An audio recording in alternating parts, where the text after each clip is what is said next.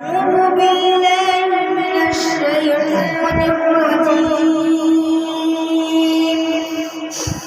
بسم الله الرحمن الرحيم. وإذ قال إبراهيم رب اجعل هذا البلد واجنبني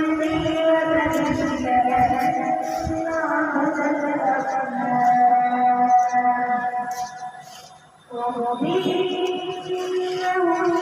إنهن أضللن كثيرا من الناس فمن تبعني فإنه مني ومن عصاني فإنك غفور رحيم. ربنا